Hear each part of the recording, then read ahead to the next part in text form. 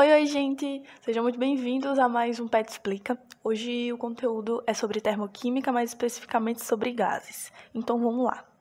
Para falar sobre gases, a gente precisa entender a teoria cinética dos gases. E o que ela diz? Ela fala que o comportamento de um gás ele é sempre controlado pelo volume, a pressão, a temperatura e o número de mols. Mas como é que isso acontece? Dentro de um recipiente, as partículas dos gases elas colidem entre si e com a parede do recipiente, em um movimento totalmente desordenado. Esse movimento ele é sempre em linha reta, sem qualquer influência atrativa e repulsiva ou repulsiva entre elas, ou seja, elas não interagem entre si. É sempre um movimento desordenado, colidindo entre as paredes do recipiente e entre si. Então vamos lá.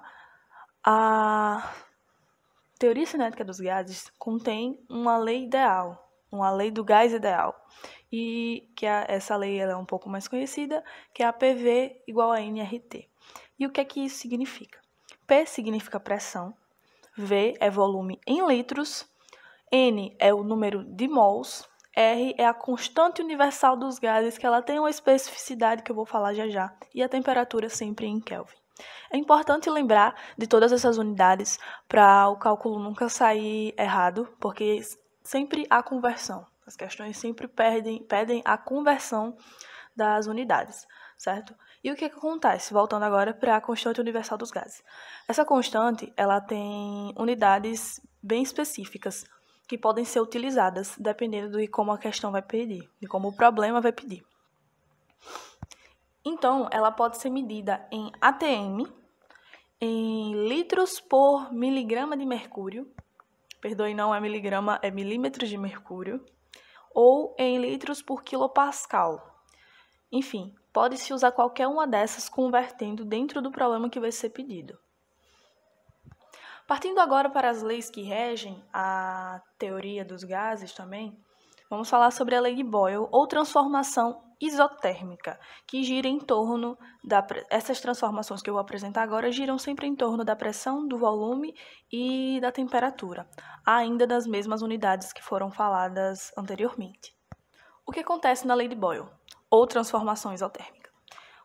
Em um sistema fechado, em que a temperatura ela é mantida constante, isso é muito importante lembrar, porque quando tem algo constante dentro de alguma transformação, ela nunca vai nunca vai ter influência dentro da equação. O que é que isso quer dizer? Vamos lá.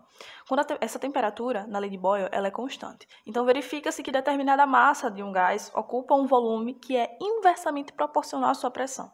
Esse inversamente proporcional, ele vai indicar a multiplicação. Então, vamos lá. Quando a gente olha para a equação da lei de Boyle, pode ver, é P1 é P inicial, V1, volume inicial, multiplicado, né? E é igual à pressão final, ou P2, vezes o volume final também, que é V2. E aí, voltando para a temperatura, que é mantida constante, pode ver que ela não interfere na equação, não vai interferir no problema. Como ela é constante, não tem influência dentro da equação. Partindo agora para a lei de Charles, a transformação isobárica, ela diz que a temperatura e o volume são diretamente proporcionais. Então, pode lembrar, quando são inversamente proporcionais, eles multiplicam, e quando são diretamente proporcionais, eles dividem. Então, na lei de Charles, no caso aqui, a pressão ela vai ser constante, então ela não tem influência na equação. E aí, a lei de Charles diz que é o volume sobre a temperatura, volume inicial sobre a temperatura inicial, igual o volume final sobre a temperatura final. Não tem mistério nenhum entre as transformações. E, por fim, a lei de Gay-Lussac, ou transformação isocórica, mantém o volume sempre constante. Então, novamente, ele não vai ter influência na equação. E aqui, novamente, também, a pressão e a temperatura elas são diretamente proporcionais. E o que isso quer dizer? Que vai ser uma divisão, certo? Então, é P inicial, pressão inicial, sobre temperatura inicial, igual a pressão final sobre temperatura final.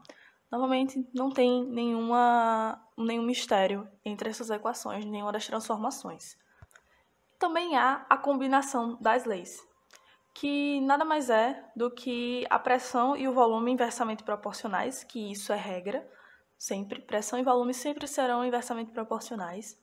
E a temperatura, que agora não vai ter ninguém que vai ser constante, é apenas a combinação das leis que pode ser pedida. Então, é pressão inicial vezes volume inicial sobre temperatura inicial, igual a pressão final vezes volume final sobre temperatura final. Então, nos sigam nas nossas redes sociais. Muito obrigada por acompanhar até aqui. Nós temos o perfil no Instagram, podem falar com a gente pelo e-mail. Se inscrevam no nosso canal, deixem o joinha nos vídeos. E é isso, muito obrigada pela atenção. Até a próxima!